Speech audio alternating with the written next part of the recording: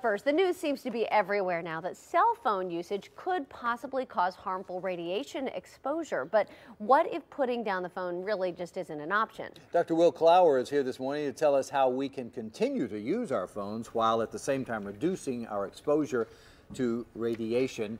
I didn't say deadly radiation, but I guess it could be, depending on how much exposure you get, right? Well, it could be. And, you know, it's funny because you say radiation, and you hear in your head, you hear Chernobyl, you hear nuclear bomb. Yeah, it's like cancer. glowing things, Incredible Hulk, like that. Yeah. But the kind of radiation that comes from our cell phones is called non-ionizing radiation, meaning that it's not powerful enough to strip off electrons in the cells that cause cancer.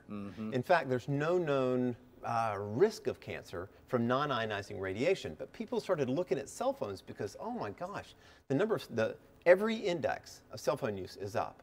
A lot of people don't even have a landline anymore. The usage, the number of minutes, all of it. And so because you have it right against your brain, people started looking at it, and then that's where the controversy came in, because scientists, at first, they said, okay, there's this little indication that it might have a relation to brain tumors. And other scientists said, I don't believe your data, but in the interim, the World Health Organization said, okay, cell phone usage is a possible carcinogen. People went nuts. Of course. They freaked, right? And so now, one more study, just last week, came out and said that in 2.8 million Danish people, what they found was that there's no relationship between brain cancer and cell phone usage, but they only looked at 11 years out. Brain cancers can develop 15, 20 years. So the jury is still out, but it seems like the indicators are that. Yeah, and what are we looking at here? This is actually one of the known causes or effects of listening to a standard cell phone. Okay. This is a brain scan of someone who's not listening to the phone, but just the radiation is on next to their head.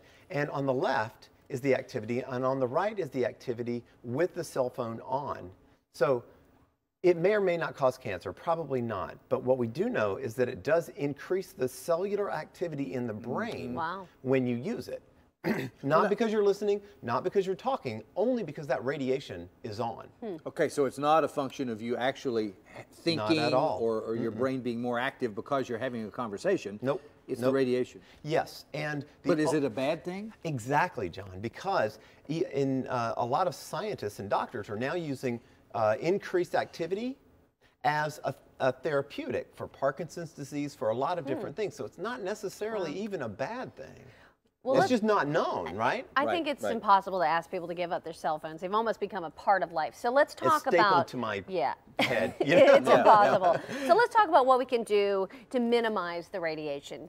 Give us some advice. The easiest thing to do is to put it on speakerphone. Okay. So iPhone 4 recommends that you keep it 15 millimeters from your head. The BlackBerry Bold says 25, so break out your caliper, right? The other solution to that is to use it on speakerphone or use the hands-free technology that's out there. The Bluetooth, if you have a Bluetooth in your ear, it reduces the radiation by 100 to 200 times. So it's already weak. Oh, so that's not bad, because I always thought you had to have the wire. What about the wire headset? Is that better? The wire headset is also good. Okay. But it's equivalent to the BlackBerry, the Bluetooth. Oh, it's the same. Okay. What's the ferrite bead? There's a bead that translates the information that goes through your wire into a wired portion, and that's also good. Okay. So any of those technologies will work and are fine. Now, are there phones out there that automatically just come with less radiation? Yes, there are. And I've included that we'll post on the website a list of, oh my gosh, every cell phone on Earth. Wow. And all of their radiation levels, so that you can see where yours is in the list. So choose a phone that has less radiation. And what about kids? Because I would think their brains would be more susceptible, and they're starting so much younger. This could be a lifetime of use for them. Well, it absolutely is. And contrary to the parental observations, their skulls are actually thinner. Really? Yes, absolutely. And so they are actually more susceptible.